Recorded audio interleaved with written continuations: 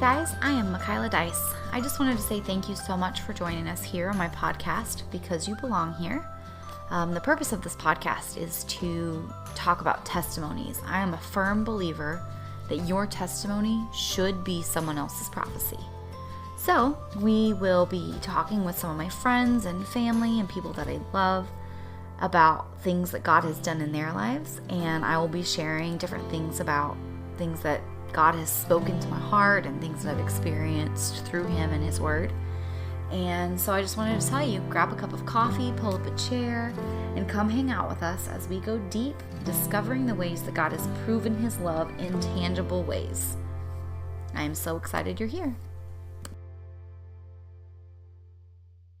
All right, guys, I'm back, and I am here with my new friend, Kathy. And Kathy is a fellow adoptive mom, but also she is a life coach with Divine Purpose Coaching. And she has a program called 180 Method. And she is going to tell us today some of her story as far as adoption and all of the things. So, Kathy, why don't you tell us a little bit about yourself? Oh, great. I'm so happy to be here. Thanks. I enjoyed our conversation we had the other day, and so Mhm. just glad to be here to share that with you. I am a registered nurse, retired, a mom of three children, two adopted and one biological. I've been married for almost 39 years. So my Wow. adoption journey goes back a few years. And now in this season of my life, uh, giving back through life coaching, my own podcast, and sharing stories like this with others, stories of hope and healing and God and faith. Yep. I love it. Okay, so would you like to kind of share some of your adoption story and how that came about and kind of what that looked like for you? Gosh, I love to. So my journey goes back, like I said, well, 31 years now, because my son is 31. But it starts probably about 7 or 8 years prior to that. Was married. Um, my husband was in school for a while in the first early stages of our marriage. So we were kind of holding off starting a family, but then he finished school and we were ready to jump into being parents. And fast forward a few years and things were just not happening at all. And we pursued a few options, never felt very strongly one way or the other about IVF per se. We had friends who were pursuing it. We started with some basic infertility work, had some studies done, never really found a concrete problem with either one of us. Hmm. We were just not conceiving. I tried, like I said, some of the basic things, Clomid, some of those things that you kind of always start in the beginning, and then went, a step further with some things, and my follicles overstimulated. And so that kind of told us a lot about, the fact that we weren't probably going to be able to pursue that avenue. So we sat back and said, okay, let's just rethink this a little bit and see what we wanted to do. At the time, we were both in working at the Children's Hospital where we were in South Carolina, and we were at MUSC in Charleston at the Mhm. time. And then he graduated and we took a job and we were up in Greenville, South Carolina. And so I was working NICU. He was working as a respiratory therapist for a while and then changed careers. And that's how we actually met, was in the NICU.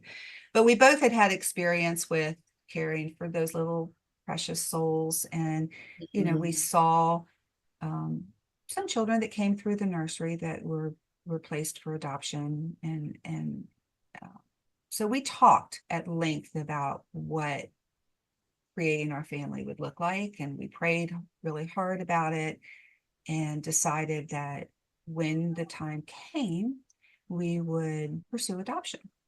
That was his sister had adopted her child, her daughter. And so that was in our family. And, so we decided that was the way we were going to go, but we were going to spend some time praying about that. And Mm-hmm. so we did. In the meanwhile, just to back up a little bit, the praying, wanting to be a mom very badly and feeling like that was all I was ever praying about. Like, let it happen, let it happen, let it happen. And it wasn't happening. And then I think I remember one particular Mother's Day where it was just, I was at a loss. I didn't know what to ask for anymore. I didn't know how to pray. My heart was breaking. I had lots of questions like, why can I not have a child? Mm-hmm. And so that particular day in church was very rough, and I was supposed to be singing in the choir and I couldn't sing in the choir. And I ended up leaving and walking out. I kind of came back in, and at the end I went down and talked to the pastor, and I just told him, I said, I can't pray anymore. I need you to pray for me. I have no more words. And we had it was the typical Mother's Day sermon on Hannah and all that. So Mm-hmm. anyway, went past that. And then we decided that was the way we were going to go. And we started looking into some agencies and some different things like that. And we got some information, and there were just a few things we weren't completely comfortable with some of the things. And then in the local paper, was a community newsletter or something that came out, and there was an event going on at the local library, and there was an adoption attorney coming to speak on adoption, and a social worker with him. And Yeah. so free event that was going on there at the library. So we decided to go and just get, because we were information gathering at this particular time. And we talked with a lawyer at the end, and our hearts just were like, okay, this is how we're going to go. Yeah. This is what we're going to do. And this was considered he did independent adoptions, basically, or Mm-hmm. private type adoptions, and met with the social worker and talked with her and decided that we were going to go. And within a matter of probably 48 hours from that meeting, my sister and I we had conversations with the families this is what we were talking about doing. And my sister called, and my sister was pregnant at the time and had decided out of the blue to take a real estate course. She was a nurse, but she decided to take this random real estate course. And she met another pregnant woman there and found out that she was looking to place her child for adoption. So that started the journey with this particular woman. Mm-hmm. My sister had a conversation with her. She was interested in meeting us. We traveled to another state to meet up with her, and we ended up adopting our son. Wow. So that was just in the grand scheme of things, an easy journey, um, for the most part. Mm-hmm. And so we said, okay, cool. So we had our son, and decided that uh, I guess he was about 2, and we decided we would try to adopt again. Still, again, no conception. So in all of this planning, I never conceived, never miscarried, any of it. Wow. So it was Yeah. that. And so we started pursuing a second, and by this point we had left South Carolina and moved to Virginia. And so we decided to pursue another adoption. And so we went an international route for a while, and the country that we were looking at had a lot of just issues. And so we ended up backing out of that and coming back Mm-hmm. into the domestic arena. And so we had a local agency, small little adoption agency that we were working with here. And we had our portfolio set up and all of that.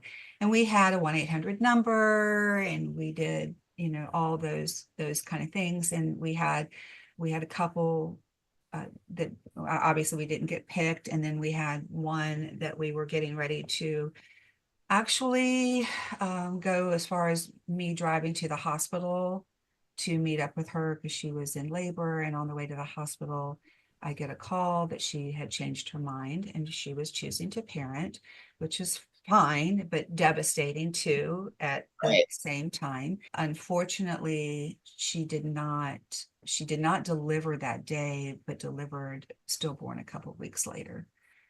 Oh. So it was, and we had a name picked out for that little girl. And when we found out that she did not make it, we sent that name on to heaven with her, Mhm. you know. And so we were kind of coming into a 2-year round of trying for the second adoption, and we were up for another home study. And at this, to renew our home study. And at this point, Mhm. my husband said, I don't know how much more of this I can do because it's very emotional, the up and down, the Oh, waiting, absolutely. the are we going to get picked? Is this going to go through? All Mhm. these kind of things. So there's a lot that goes into it as well. But he had at this point said, I don't know how much longer I can do this, but let's renew for one more year. And, after that, then we may reevaluate. I said, okay. At that particular time, then too, there was an option to put a classified ad in the newspaper. This is when we were still delivering newspapers to the doors, right? And there was an adoption section in in our local paper. And so we decided to place an ad in there. And that's how the birth mother of our second child, our daughter, found us, was So crazy. a classified, and it was entitled Heart to Heart, I think, or something like that. We had written a little message in our ad. And we were actually getting ready to leave to go out of town. My husband was at a conference in Pennsylvania, and my son and I were going to pack up and go meet him up there and meet with my sister-in-law and everything up there. And as I'm packing, the 1-800 number rings, and it's the call about my daughter. So I had to call Yeah. my husband and say, guess what? We're not coming to Pennsylvania. And you need to come back home. Yeah. So that we adopted our second daughter, and both states were, if anybody has any experience with adoption, that the laws vary from state to state. Mhm. And so with our son, it was an immediate. She signed, birth mother signed the papers, and it was an immediate uh, uh, legal. We didn't have, there was no Mhm. waiting period there. With my daughter, there was a 30-day period, and then we had to go to court. And actually, our court date came up on my husband's birthday. So Oh, we wow. got to go there, and that was when she legally became ours. So the 30-day waiting period was rough, because in that period of time, the birth mom can choose to change her mind. And Mhm. so a lot of emotions that go through in that. And then so we had these two beautiful, beautiful children. And God just, there's so many little miracle stories along the way. It would take us all day to share, but God was truly present in how they all came about, and Mhm. truly present in how he carried my husband and I through the journey, and so we had this beautiful little boy and this beautiful little girl, and oh, my heart felt so full, and um, it was good. And then my son, who I think was about 6 or 7, he says to me one night, he said, when are we going to get another baby? Because he was 4.5 or so, and he went to the hospital when we went to see our daughter, and Yeah. all of that. And so he kind of, that's what he knew. That's how he Right. that's how he knew babies came into the family, right? And Right. said, when are we going to get another baby? And I said, well, but I said, I don't know that we're going to get another baby. I said, God has blessed us so much with you and your sister, and your dad and I are just very, very happy and love you both so much. So I don't think we're going to get another baby. I said, but if God chooses to fix mommy's tummy, then that's how that happens.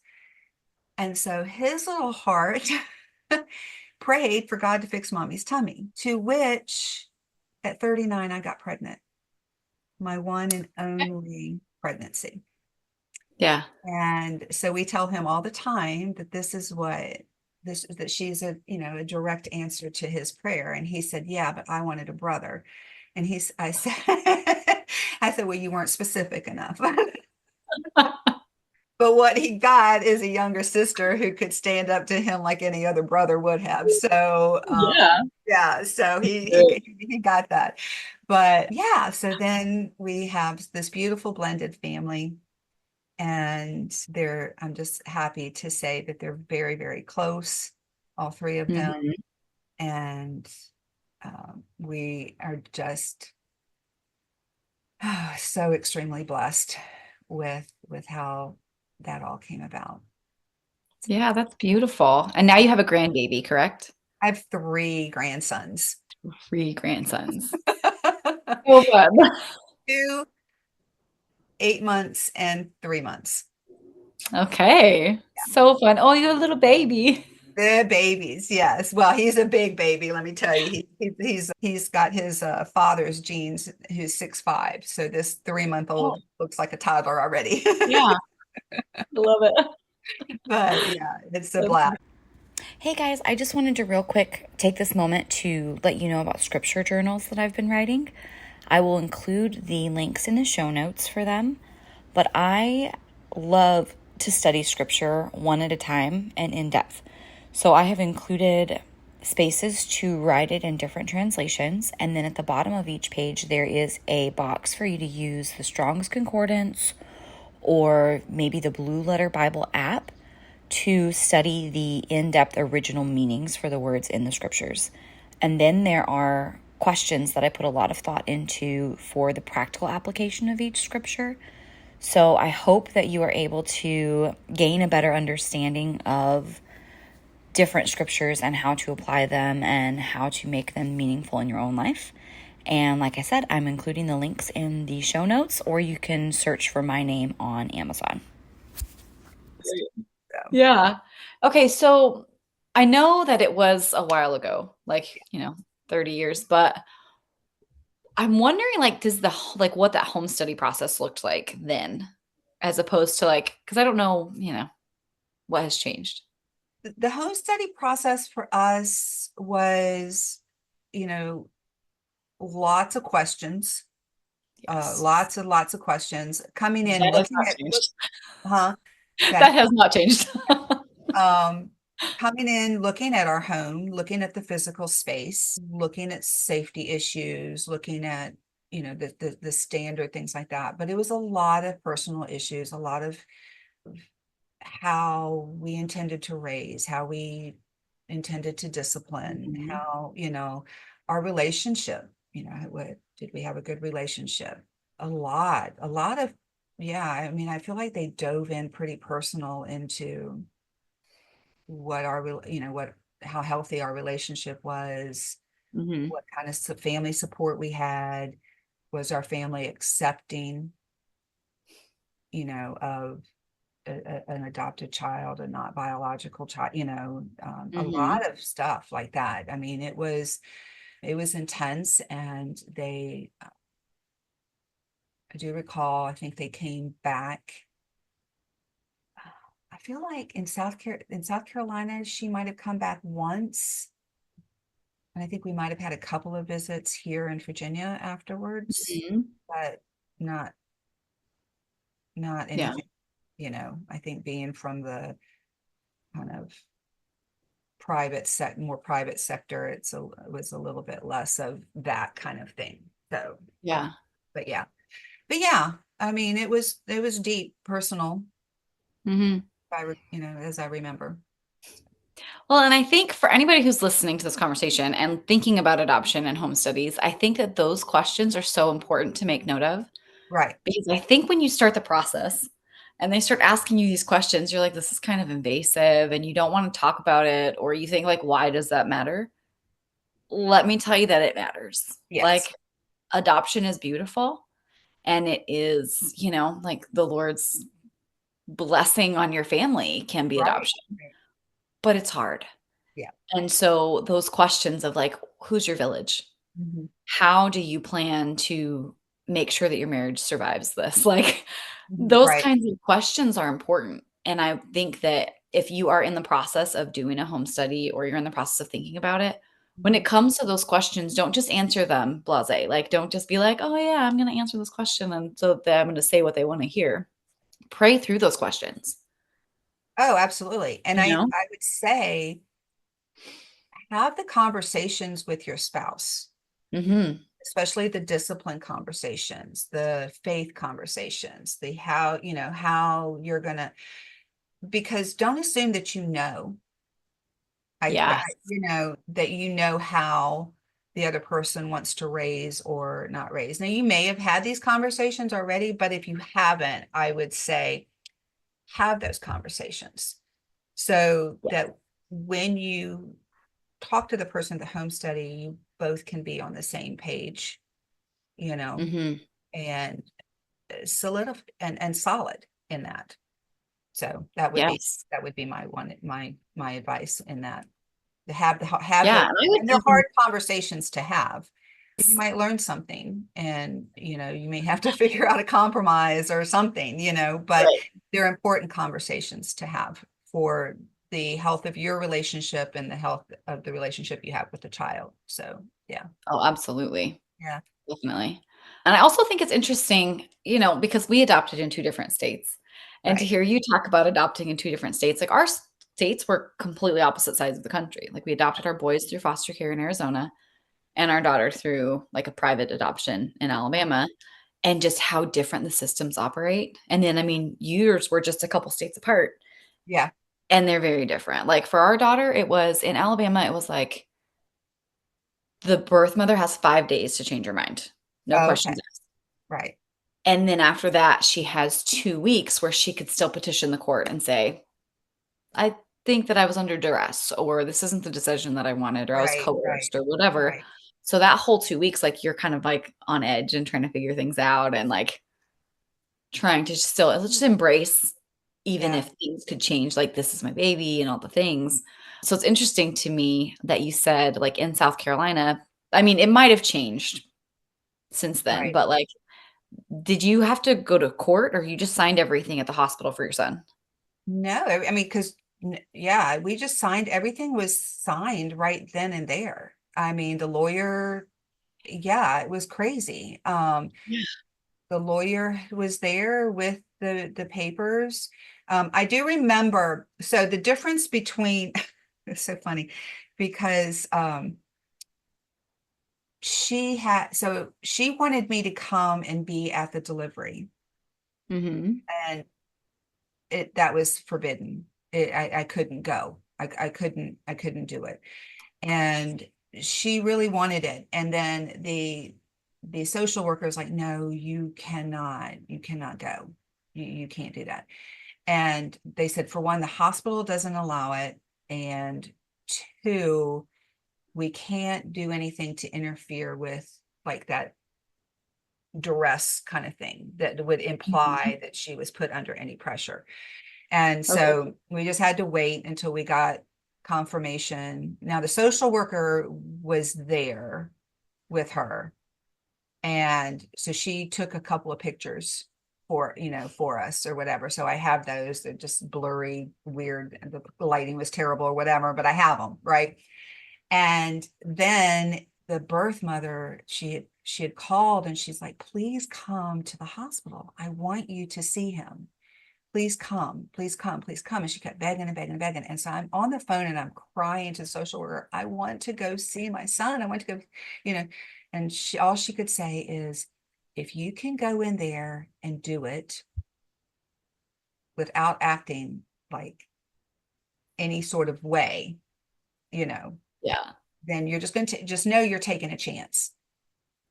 And I said, okay, but I had complete trust and peace that it was going to be okay. So Mm-hmm. I went in and saw her. She had my son, and she said, "Here, you need to hold him. Here, take him." So I had him, and I'm holding him, and we're both just crying. We're both just, doing and having just this very, very intimate moment. And God works just in such a mysterious way. And so we kind of got everything cleared up, did all of that, handed her back him, Mm-hmm. and within 30 seconds, the nurse walks in. And I'm just sitting over here in the chair, and she's just sitting there. And it's like, I'm just a visitor, come and just see how she's doing or whatever. Yeah. It was just all like, again, just another God miracle thing in Mm-hmm. that was all that. And and then we had to wait 24 hours, but it was 24 hours. She signed the paper, and we got the call from the lawyer that said, everything's signed and done, and they'll be discharging him this afternoon, and come get him. Wow. So yeah. So So, crazy. and so yeah. So it's just, it, it is interesting. It is interesting how it varies so much. And so it's hard when you talk to somebody else from another state to be able to say, well, this is how it worked for us, but I don't know that it'll work that way for you, Yeah. But yeah. Crazy. Talking about all of that. So you guys were married for 8 years before your son was born? Yeah. Okay. Yeah. So because you were married for 8 years before becoming parents, how do you feel like the adoption process changed or improved or whatever may have been the case at your marriage? I would say that there was probably some challenges in there. I mean, we have a very good marriage, but we're not perfect, and, ups and downs. But yes, 8 years traveling, doing, working what we wanted to do, how we wanted to do it, right? And then comes this, beautiful life into our family. And I dove, I dove right in to working and raising and taking care of the kids and doing all of that. And yeah, I think my husband felt a little left out at times, but you have to make sure that you still nurture that relationship. Mhm. And so we didn't, we had, we were comfortable with letting people babysit. We were comfortable with taking date time, doing those things. So we had our 10th wedding anniversary with this little guy. And so we left him with, family, and Mhm. went and spent a week in Florida for our honeymoon, or for our Yeah. anniversary. And so it's just important to make sure that you still continue to nurture the relationship. Uh, Mhm. I do, in different seasons of the kids and their development and their needs, there were times when we probably, you know, were a little bit distant, but he was working full time and providing. I was working my schedule around, because his hours were just really weird and never predictable. Oh. Um, so when it came time for the kids to be in sports and activities and everything else, it was usually me coordinating and running and getting them and doing, and then working my work around that Mhm. so that they got what they need. But again, it always worked out. And oftentimes my husband would be getting off and say, okay, where do you need me? Like, and then I'd be able to plug Oh, in, that's but I'd have to make some different arrangements in case. right. So sometimes that created a little bit of stress and tension, but the key is just making sure that you come back together and that you communicate and that you don't forget that you are the foundation of the family, Mhm. you know. And I remember oh gosh, I remember one time it was a sermon or something in church that we were sitting in, um, and they were talking about the foundation and the commitment that we make to each other and how solid we needed to be. And they were talking about children and how children can pull you in different, and I think one of the things that the pastor said was making sure, it might have even been in a marriage conference now that I think about it, but that made sure that we sat together, like that we were, and the kids were here, that they always saw that picture of us as Yes. this foundation. And so I can tell you that it didn't matter what was going on. My husband and I were here and the kids were here. Now, I'd be reaching over and grabbing, but they were not in between us, Mm, that's because good. they had to know that we were a solid pair and a solid foundation. Hmm. So does that mean, I don't know if that makes sense, but anyway, No, it makes total sense because we're yeah, in the season of littles and we're the same way where we're like, hey, you got to move over. It's like it's the yeah, next day. exactly. Exactly. And I think, our kids see that now as adults and married and all that stuff and the relationship. And I hopefully we set a good example, for them as well. So, Hmm. but yeah, Yeah. but it there are, to be perfectly honest, it can create some challenges, especially if there's been that long a period of time. Yeah, Hmm. so just kind of Yeah. keep up the communication and the prayers Mhm. and keep God in the center. Yeah, that's really good. So, how old is your youngest? The youngest is 24. Okay, that's what I thought. So, now that you are in the empty nest Yeah. season, Uh-huh. what kinds of advice do you have where you can say, like, you look back and say, these are the things we did right with our marriage? Like I always tell people when your kids move out of the house, you're left with the marriage you nurtured or didn't nurture. Right. So, kind of what are the things that you think now that you don't have any kids in the house? Yeah. What does your marriage look like? Does that make sense? It's good. I mean, it looks good. There's a period of reconnection Mhm. there because you've spent so many years together, but separate because Mhm. of jobs and just different things like that. And so there is a time when you say, okay, we're back together and we still like each other. Yes. you know, and that's a good thing. And he's still working. I'm waiting for him to retire. I think he can retire. I think he's a little bit scared to retire because he's so That's used to real. going. But we have fun. We have fun. Mhm. We just make sure that we have fun, get together, do the things. It's time. It's quality time. It's just doing. I said, we're in the process of living out a dream here and building a house in the Outer Banks. And so I said, which may end up being our retirement home or just a fun family rental home for us to have. Mhm. We haven't completely decided that yet. But I said Sunday morning, so what are you doing? I had a couple of the grandkids and stuff, and I said, what you got planned for the afternoon after church? He said, nothing. I said, all right, we're getting in the car and we're running down to Corolla, North Carolina, and let's just go have lunch and see the house. And so the nice thing is that you can kind of come back to the spontaneity, Mhm. that kind of like you had when you were first married before the kids came along, and just do that and reconnect and talk. But it you have to recognize that you need to do that. You can't just Yes. assume that it's all going to fall right back in place, Mhm. because you can get lost in the separateness a little bit. Um, Yeah.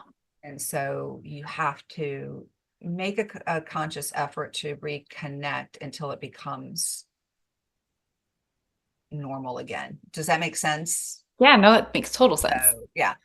Yeah.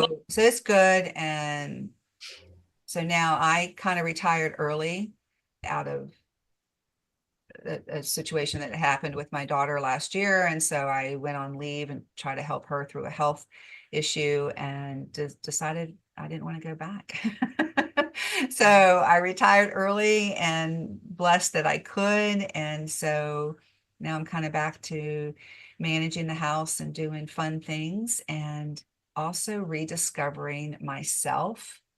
Mm-hmm. Okay, because that's another thing is that you spend a lot of time investing yourself in your kids Yes.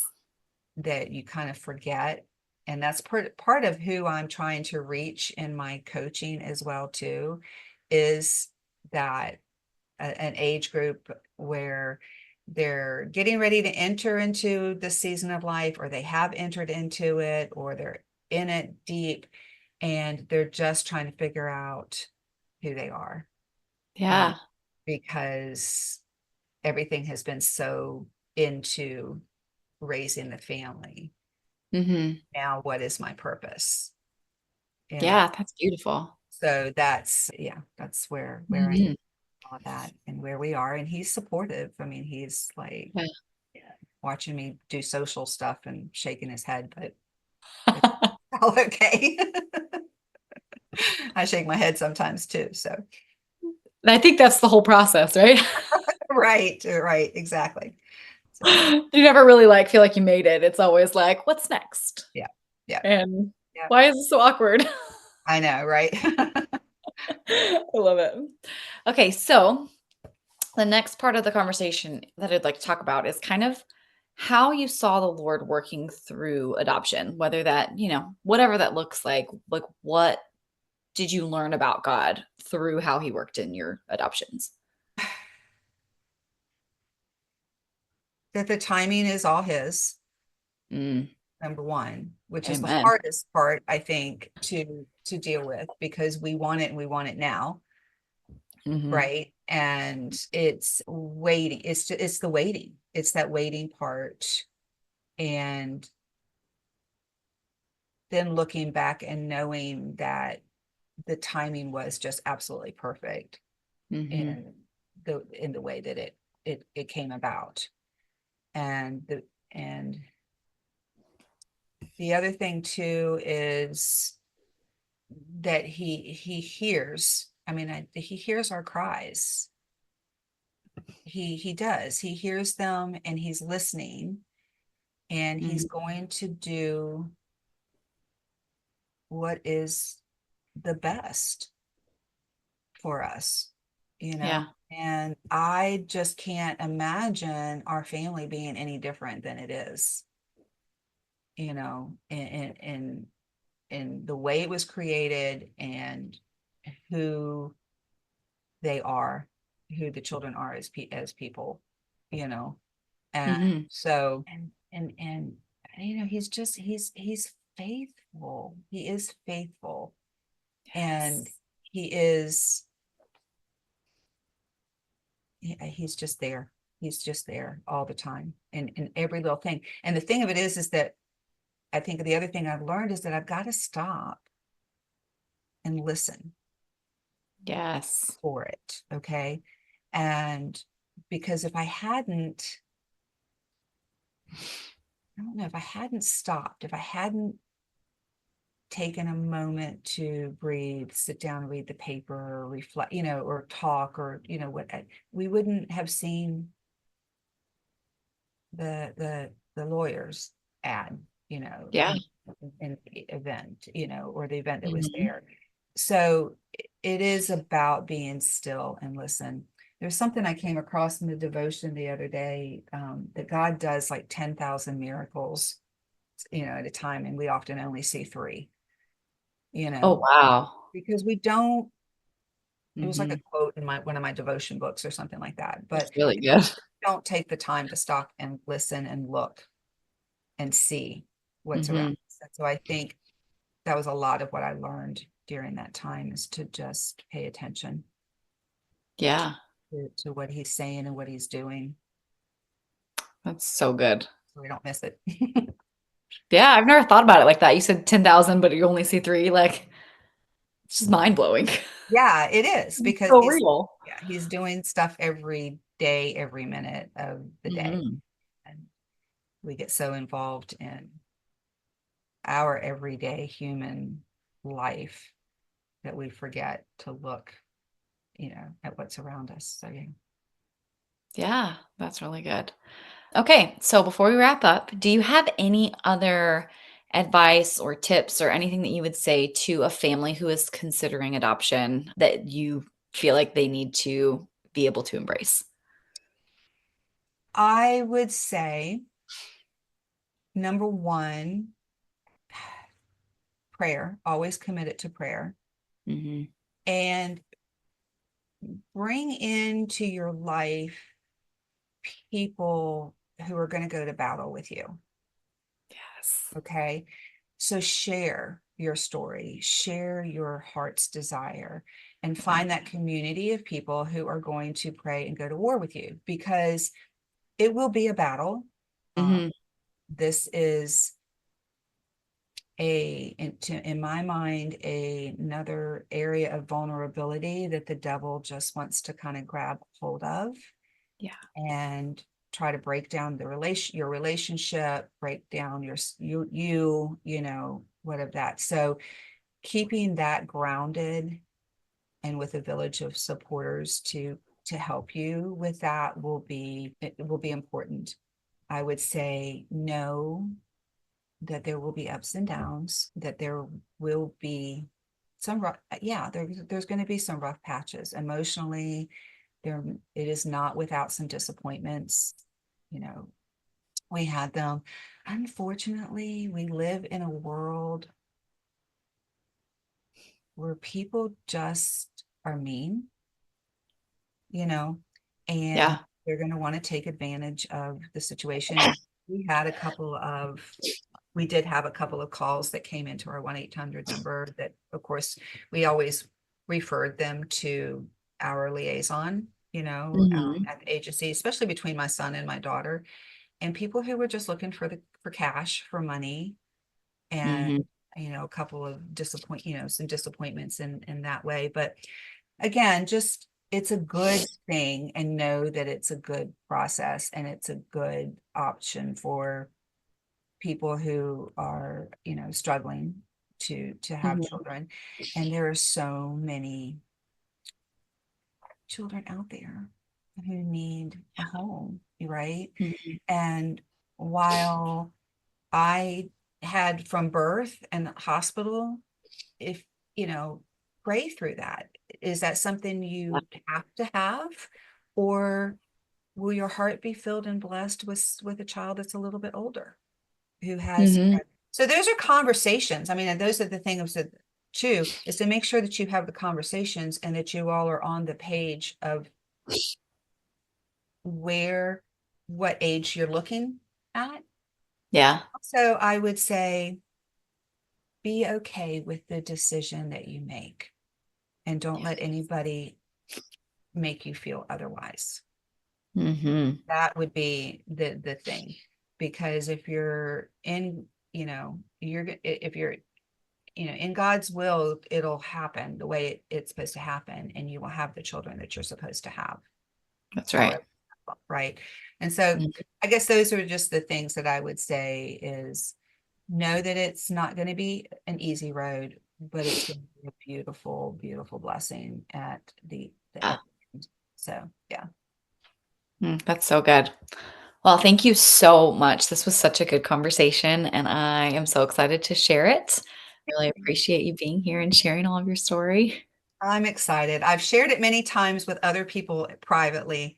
This is the first time I've shared it out here, um, in the public. So I'm excited to be doing that, because Yay. I mean, I'm passionate about it, and I'll talk about it to anybody who wants to talk about it. But I appreciate you giving me this platform to be able to share it after all this. Yes. Well, Yeah. I am honored that you would share it with us, Yeah. with me, and with, all of the people who listen and are excited to hear different stories. So Well, thank you. thanks.